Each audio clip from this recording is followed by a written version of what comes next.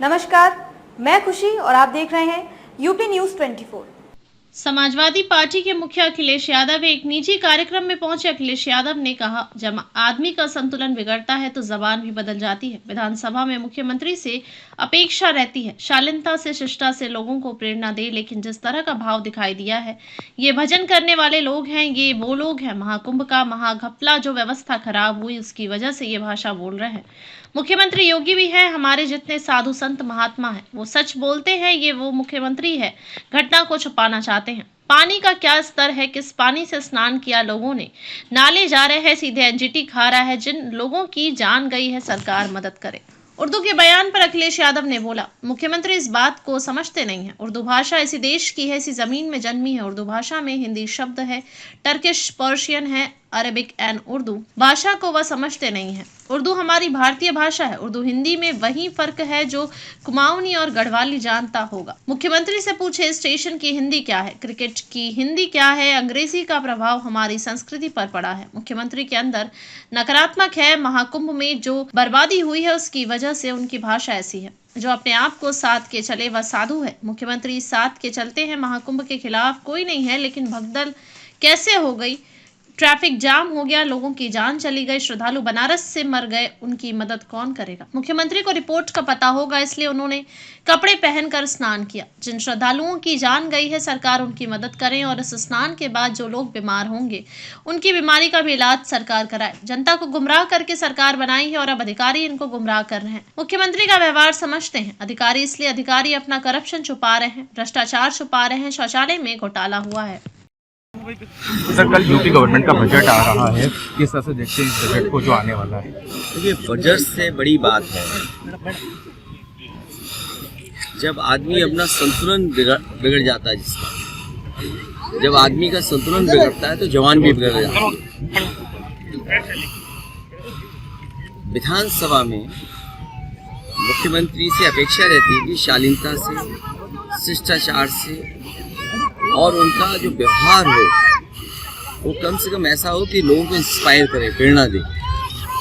लेकिन जिस तरह की भाषा का इस्तेमाल हुआ और जिस तरह का भाव दिखाई दिया है, ये भंजन करने वाले लोग हैं। ये भंजन करने वाले लोग हैं, ये वो लोग हैं जो महाकुंभ का महाघपला और जो व्यवस्था खराब हुई उसकी वजह से ऐसी भाषा बोल रहे हैं। मुख्यमंत्री योगी भी हैं, हमारे जितने साधु संत महात्मा हैं सच बोलते हैं। साधु संत महात्मा या योगी पर हम इसलिए भरोसा करते हैं क्योंकि वो सच बोलते हैं। ये वो मुख्यमंत्री हैं जो लाखों लाख आंखों के सामने घटना हुई उसको छिपाना चाहते हैं, उस पर झूठ बोल रहे हैं। जो भगदड़ हुई जिसमें जान गई, और आज तो वो बातें साफ हो गई हैं कि जो पानी था वो पानी का स्तर क्या था।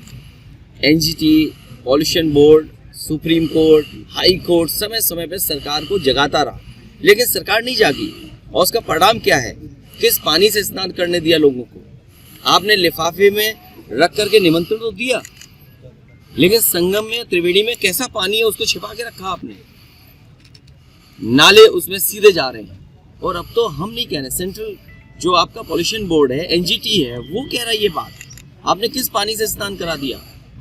जिन लोगों की महाकुंभ में जाने में, आने में, भगदड़ में, खोए में जान गई है उनकी सरकार मदद करे। और इस स्नान के बाद जितने लोग बीमार हो रहे हैं उनके भी स्वास्थ्य और उनके इलाज की सरकार मदद करे। उर्दू को लेके कल टिप्पणी करी गई, मौलवी कठमुल्ला इस तरह के बयानात सामने आए, अभी आपने उसका जिक्र भी किया। मुख्यमंत्री जी इस बात को समझते ही नहीं है कि ये उर्दू भाषा इसी देश में, इसी ज़मीन पर जन्मी है। उर्दू भाषा में हिंदी शब्द हैं, टर्किश हैं, पर्शियन हैं, अरबिक हैं। उर्दू भाषा को वो समझते ही नहीं है, ये भारतीय भाषा है। उर्दू हमारी भारतीय भाषा है, उर्दू हमारी यहीं की जन्मी भाषा है। उर्दू का मीनिंग भी वो नहीं जानते होंगे, शायद ये भी नहीं जानते होंगे कि एक कॉन्स्टिट्यूशनल बॉडी बनी हुई है प्रयागराज में फॉर माइनॉरिटीज लिंग्विस्टिक को लेकर के, उसके बारे में उन्हें नहीं पता होगा। सोचिए, कॉन्स्टिट्यूशनल बॉडी बनी है लैंग्वेज को लेकर के, उर्दू को लेकर के या अन्य माइनॉरिटीज की जो लैंग्वेज हैं उनको लेकर के। किसी को किसी भाषा से शिकायत नहीं है। ये उर्दू हिंदी में वही फ़र्क है जो कुमाऊनी और गढ़वाली जानता होगा।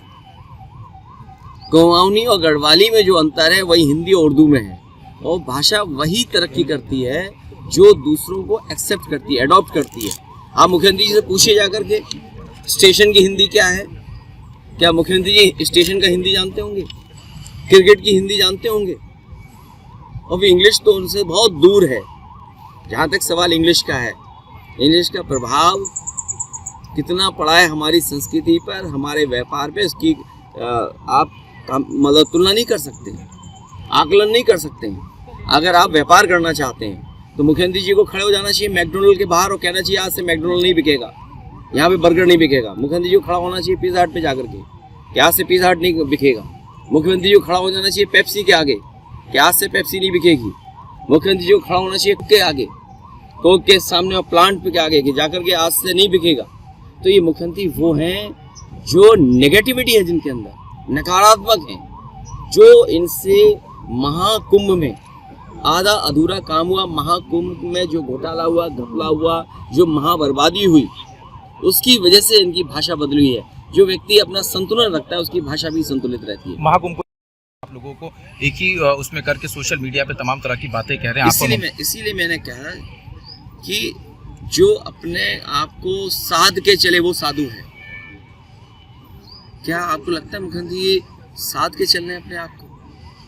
और जहाँ तक सवाल महाकुंभ का है, महाकुंभ के खिलाफ कोई नहीं है, लेकिन महाकुंभ में आपने निमंत्रण दिया और कहा हमने 100 करोड़ लोगों का इंतजाम किया है, लेकिन भगदड़ कैसे हो गई, ट्रैफिक जाम कैसे हो गए, लोगों को गाड़ियों में गुजारना पड़ा समय, लोगों की जान चली गई, लोग अयोध्या में मर गए, श्रद्धालु आपके बनारस में मर गए, श्रद्धालु आपके बड़े पैमाने पे घर पहुंचने और घर से आने पर मर गए। उनकी मदद कौन करेगा? सरकार क्यों नहीं करती है? और फिर आपने छिपा के क्यों रखा कि आपके वाटर का पेरीमीटर क्या है? आप समझते हो ये बैक्टीरिया कहाँ से आता है? ये बैक्टीरिया जहाँ से आता है शायद मुख्यमंत्री जी को पता भी नहीं है। अगर मुख्यमंत्री जी को ये जानकारी होती तो शायद खुद भी स्नान नहीं करते। और अब आप बात समझ में आई है कि मुख्यमंत्री जी कपड़े पहन करके क्यों स्नान कर रहे थे, क्योंकि उन्हें रिपोर्ट पता होगा पॉल्यूशन बोर्ड की, उन्हें एनजीटी की रिपोर्ट पता होगी कि बैक्टीरिया कितने हैं पानी में। लेकिन मुख्यमंत्री जी को पता होना चाहिए कपड़ों से बैक्टीरिया नहीं रुकता है, कपड़ों से बैक्टीरिया नहीं रुकता है, बैक्टीरिया तो जाएगा ही जाएगा। इसीलिए मैंने मांग की है श्रद्धालु जिनकी जान गई है उनकी मदद सरकार करे, और इस स्नान के बाद जो लोग बीमार हुए हैं उनके पूरे इलाज का इंतजाम भी सरकार करे। सुनने में आ रहा है कि कल्प वासी लोग बड़े पैमाने पर बीमार हो गए बनारस में जाकर के। इसकी जांच आप बेहतर कर सकते हैं। उनको जो बीमारी है, उनको जो दिक्कत पैदा हुई है वो स्नान के बाद पैदा हुई है। सर लगातार आपकी जो पार्टी के नेता हैं, चाहे वो मनीष जी हो या अब पूर्व एमएलसी उदयवीर सिंह, सब पे लगातार एफआईआर हो रही है। ये अधिकारी लोग बहुत सिंपल है। किसी ने कल मुझे बताया कि जनता को गुमराह करके इन्होंने सरकार बना दी। अब अधिकारी ने गुमराह करना। कुछ अधिकारी मुख्यमंत्री जी को छिपाने के लिए, उनसे कमियां छिपाने को, क्योंकि मुख्यमंत्री का व्यवहार वो समझते हैं, वो जानते हैं कि इन्हें जेल भेजना, इस तरह के व्यवहार बहुत पसंद है, तो जनता को गुमराह करके सरकार बना ली। आज अधिकारी गुमराह कर रहे हैं, अधिकारी अपना करप्शन छिपा रहे हैं, अपना भ्रष्टाचार छिपा रहे हैं। आप बताइए कितने बड़े पैमाने पे भ्रष्टाचार हो गया है। सुनने में आया कि शौचालय में पिछले कुंभ में भी हुआ था, पिछला अर्ध कुंभ जो सरकार ने किया था उसमें शौचालय में भी बड़े पैमाने में घोटाला था, और इस समय भी जब जांच होगी तो शौचालय सबसे ज्यादा घोटाले में निकलेगा। और सुनने में आ रहा है कई 100 करोड़ की बल्ली लगा दी गई महाकुंभ। आइए नजर डालते हैं आज की बड़ी खबर पर। खबरों में अब तक के लिए बस इतना ही, फिर होगी आपसे मुलाकात ऐसी ही एक और बड़ी खबर के साथ। तब तक के लिए नमस्कार और देखते रहिए यूपी न्यूज़ 24। ऐसे ही लेटेस्ट अपडेट्स पाने के लिए हमारे चैनल यूपी न्यूज़ 24 को सब्सक्राइब करें और बेल आइकन दबाना ना भूलें, जिससे आपको लेटेस्ट अपडेट्स का नोटिफिकेशन मिल जाए।